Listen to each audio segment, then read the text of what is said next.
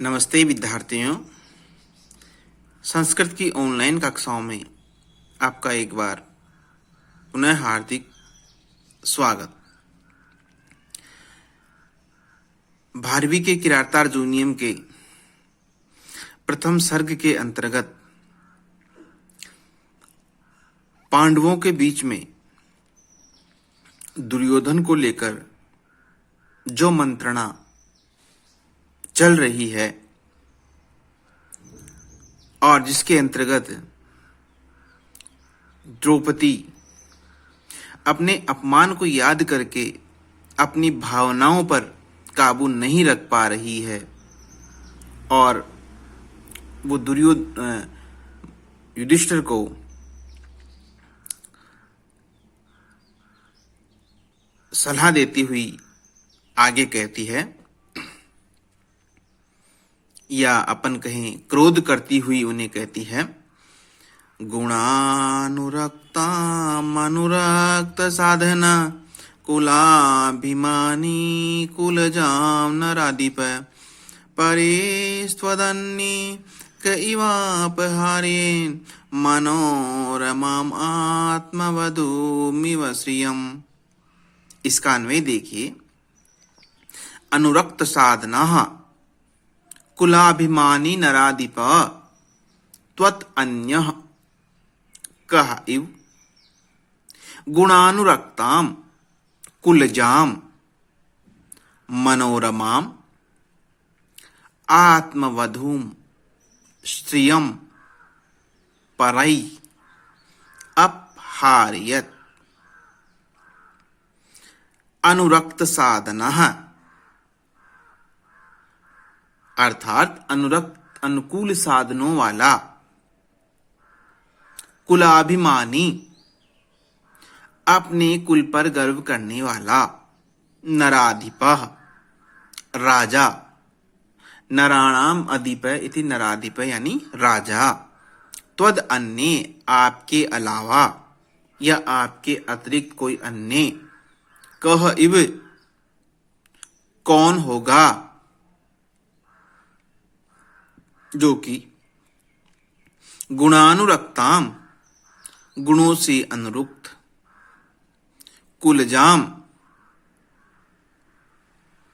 कुलीन अच्छे कुल में उत्पन्न या कुल परंपरा से आई हुई अपनी धन वैभव ऐश्वर्य लक्ष्मी को, और मनोरमाम मनोहर आत्मवधूम अपनी पत्नी के इव तरह श्रियम लक्ष्मी को, परहि शत्रुओं के द्वारा, अपहारेत अपहरण करवा दे।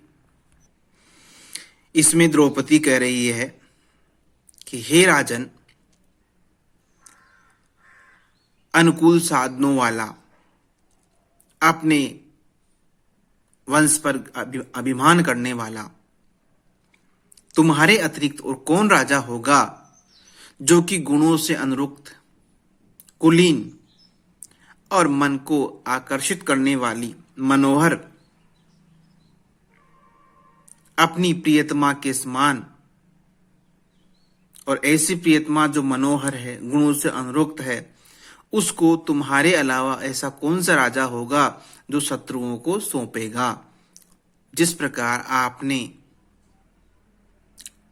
कौरवों को अपना सारा धन वैभव लुटा दिया है।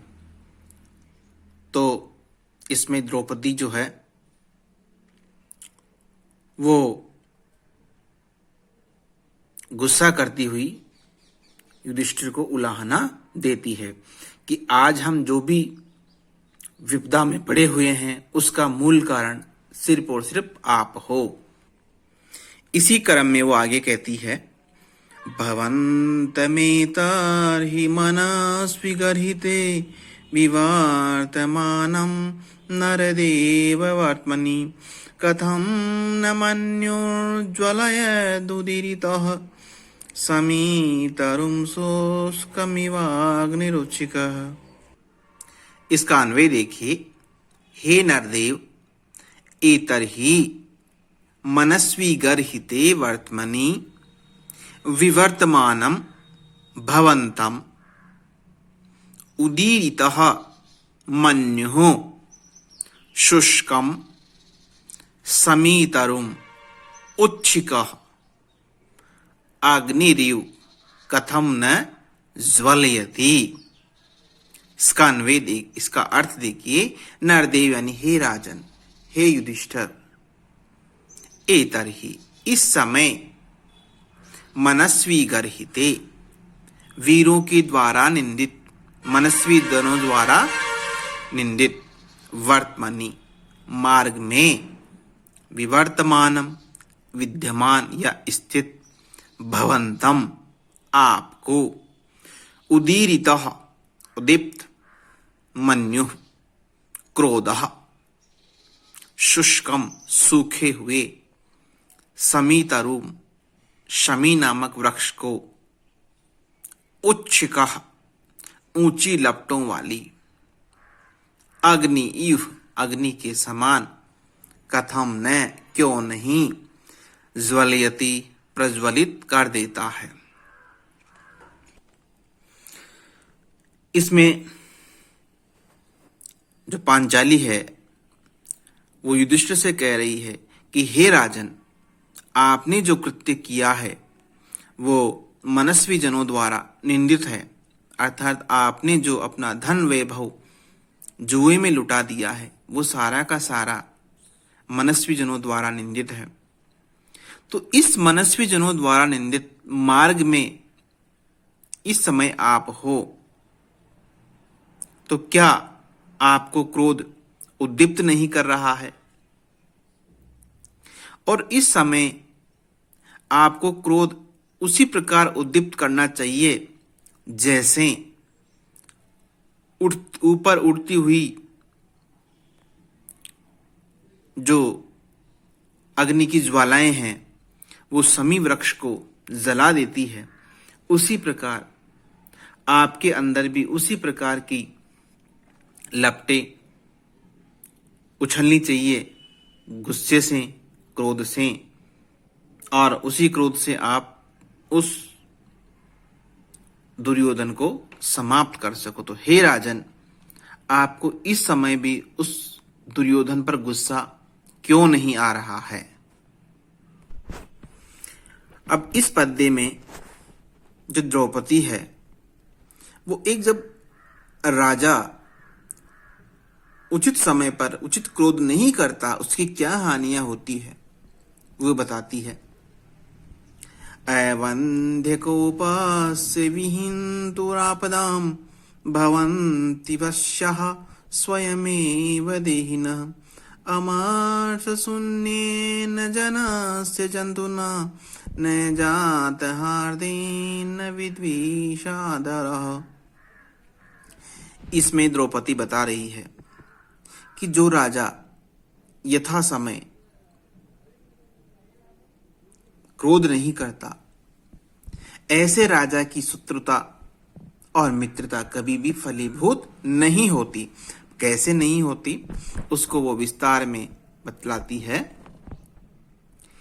कि इसका अन्वय देखिए। एवंध्य कोपस्य आपदाम विहंतु देहिन स्वयमेव वश्यः भवन्ति केन्द्र ऐमर्षशून्येन जन्तुना जातहार्देन जनस्य आदरो न भवति विद्विषाद आदरः न भवति।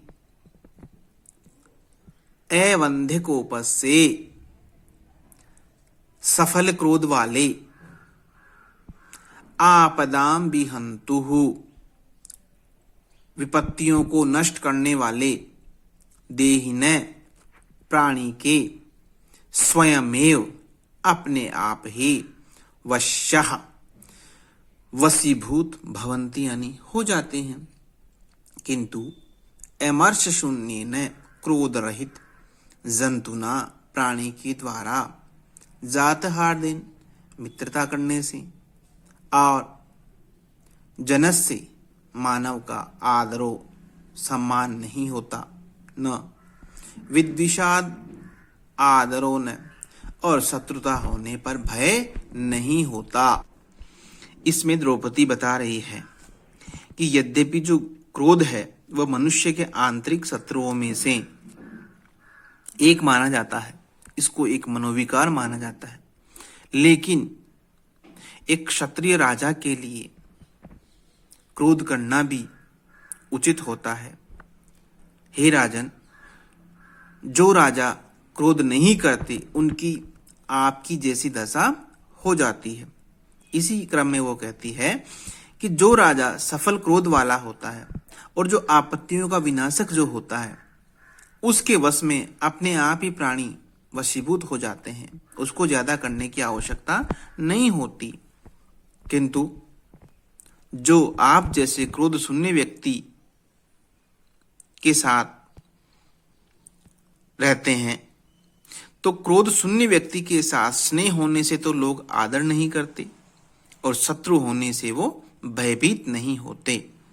इसलिए एक राजा को क्रोध करना जरूरी होता है, अन्यथा वो क्रोध नहीं करता है तो उसकी मित्रता करने से तो किसी को सम्मान नहीं मिलता और शत्रुता रखने से किसी को भय नहीं रहता। इसलिए हे राजन, आप अपनी शांत चित्त वाली प्रवृत्ति को छोड़कर और उस दुर्योधन को आप समाप्त कीजिए।